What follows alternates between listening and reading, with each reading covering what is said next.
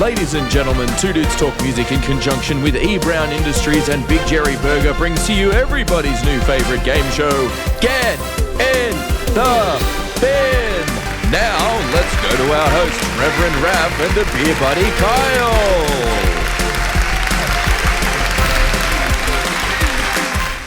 What's happening, everybody? It is the crew here at Two Dudes Talk Music back again. We are still chatting with Mish from Torizon, and it is time for our favourite segment as part of what we do on this channel here. It is time for Get in the Bin, where we ask our esteemed guest if they had phenomenal cosmic power and could snap their fingers and eliminate things from the music business. What would they be and why? Mish, without further ado, what is the first thing you would eliminate from the music business and why? Oh, okay. Would cost of living crisis count? Because I feel like that's in the way of a lot of people. Yeah, look, releasing music right now. It's affecting the music business. It is. It is. Totally is. It affects everything, really, and the music business is one of those things. Like, I've got a friend that runs a music store, and he's seen quite a downturn because music is one of those things. Buying musical instruments is one of those things that is one of the first things to go. Yeah, totally. And going to gigs, going out, spending money, basically that's some of the first stuff to go. And when the choice is between paying rent or I have booking a studio to record, or you know what I mean. Yeah. That's tough. So I feel like that definitely affects the creativity and has a big impact on not just artists but also music businesses. So that can go in the fucking bin. Yeah, absolutely. That's a good shout, I think. All right, what's number two? Number two, I would say that we have come a very long way, but I still think there is some misogyny or internalized misogyny in the business, unfortunately. Mm-hmm. And that can come across me now. Luckily, it doesn't happen a lot. But when I was up and coming, it did. And it can also get in the bin because ain't nobody got time for that. Yeah, true. So we've said it heaps of times. Anyone with that 80s mindset can just fuck right off out of the scene. It's gone. It's dead. Yeah. The girls are here. The girls are here to stay. And they're here to kick the fucking door in, and I'm all here for it. I'm gonna help them. And I'll specifically talk about when you go to a show and you get groped or touched. That in specific, because it discourages people. That is what I'm talking about, is as a punter, it ruins the experience. As a band, it's your responsibility to make sure the show is safe. Yes. As a venue, it affects all of these people. And it's that is what I mean when I say misogyny, is thinking that them or female presenting people are just there as an item to be looked at or touched. And that can get on the bin. Yeah, that ruins definitely. It's fun for everybody. It's horrible, and it extends through. It extends through so much. The sad thing is that individuals that engage in that type of behavior will, are often the same ones who will gatekeep, who will, be dickheads about what's heavy and what's not, and will just be generally unpleasant people to be around, and will drive people out of the scene, or people who are maybe new to the scene or just finding their way in will be put off by that kind of behavior. And then the people engaging in that behavior are going to be the first ones to complain, oh, the scene's dying, the scene's not going, but all these venues are closing, there's no good bands anymore, there's no good thing. It's because you're fucking chasing away all the new people that are getting involved in it, mate. Exactly. It's horrible behavior. There's no place for it.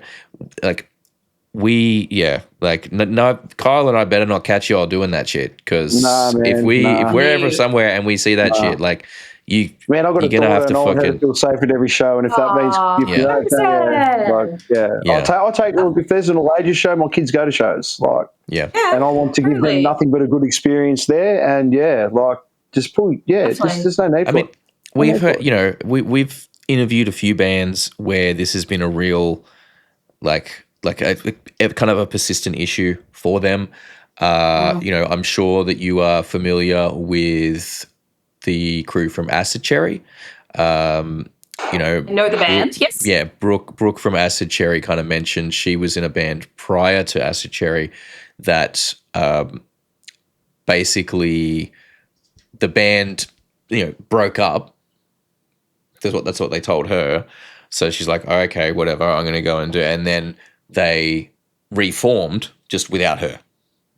And then when she called them out on it, they're like, oh, no, but chicks can't be heavy. Chicks can't do heavy shit. And that was the whole inspiration for Acid Cherry forming. Spirit Box.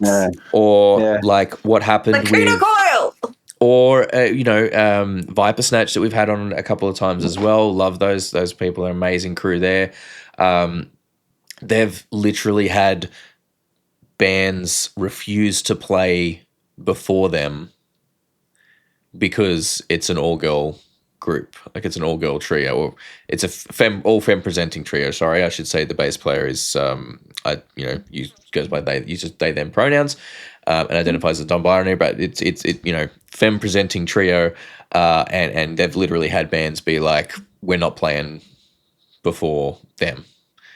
Like, I'll play on the day of the show, like on the day of the show, wherever. like and look, I've to be fair, like I've found the best response to that is to say, "Fucking watch me." Yeah, that's what I do too. And go, you want to follow me? Follow that motherfucker. Yeah. A lot of times you would find it, and this applies to all areas of life, but a lot of times you'd find they're the people that kind of make such statements or have such value systems are the ones that are allergic to accountability. Yes. And don't, so that sucks for them. And this is where I say, chat.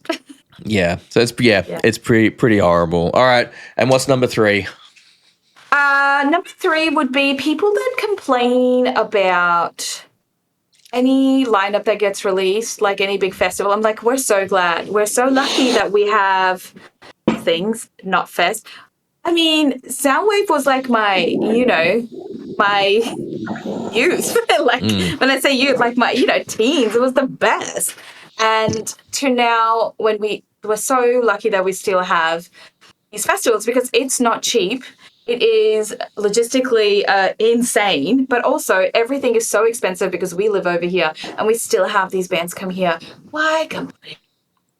Let's just all have a good experience. If you don't like a band, if you don't like a set of lineup, don't go.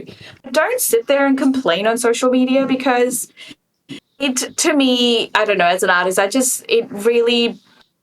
it's beyond irking me. It really hurts me because I'm like, you don't want to discourage people that are putting all of this time, effort, only for a few people to just sit there and complain as if they could have done a better job. It's like, it's not easy. It's not easy. They have had to jump so many loopholes to make this happen.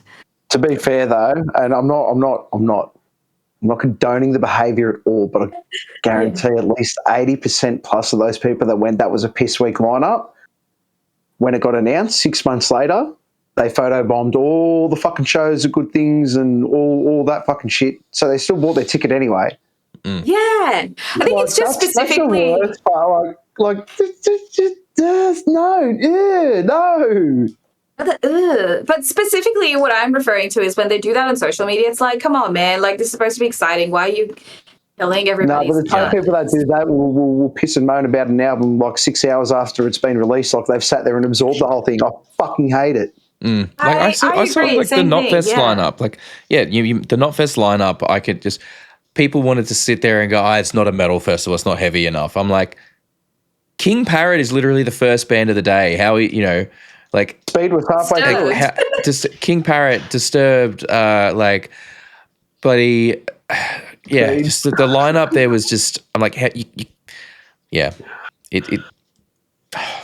just have such a twisted idea of what heavy music is these days, and they're like, if anything, basically in a lot of people's minds, I feel like popular can't equal heavy. Totally, and also there's it's okay to have an opinion on things. It's okay to say this. I'm not impressed by it. Full stop. I'm not going to purchase a ticket. Absolutely, you're so entitled to that. But when it escalates beyond that, and it's like, it's fucking shit, it's this and that, like, why are people wasting their time? You know the type of comments I'm talking about? I think, you know what I think it is? I think that stems from, I think the core reason for that not that they think it's a bad lineup. It's just it's not the bands they wanted. Like they were buying into all these rumors. They were buying into all these rumors that their favorite bands were going to be on the lineup, and then when the announcement's made and they're not on there, they're just like, "Oh, well, now I'm mad because it's not what I wanted." Isn't that life though?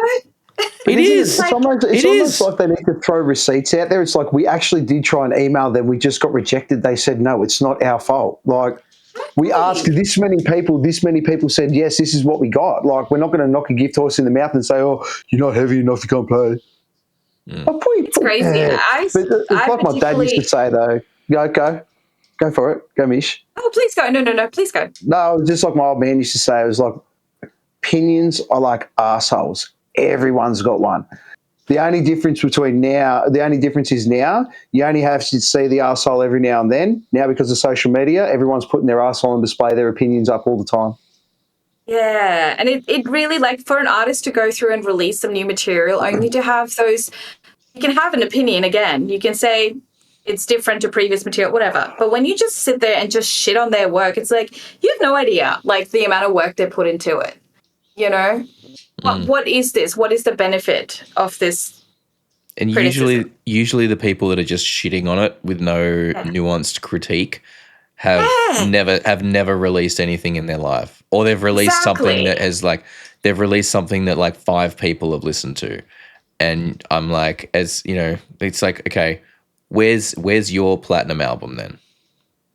Exactly. That's what I say. I'm like, being a creative, if you create something, it was in your brain and now it's tangible, and that in itself is amazing. Yes. It should be celebrated. You could say it's crap. That's fine. It may not be your taste. When you just sit there and give feedback that has no like construction, no constructiveness to it, no validity, even substance. It's criticism, not critique. That's what I mean. Yeah, criticism without critique. You're just going, I didn't like it. It wasn't like the way it was. Of course it wasn't. It's a new fucking song, you knob. All right. Well, so that can get on the bin. There we go. That has been Get in the Bin. Thank you very much for watching. If you liked this video, hit the like button. If you didn't, downvote the shit out of it. We have been the Two Dudes Who Talk Music. Thank you so much to Mish for spending this time with us this evening and going through all of this stuff. It's been amazing to talk to you. Go and check out Torizon on all the places, and we will catch you guys on the next one. Peace out, everybody. Thank you. Peace. Peace.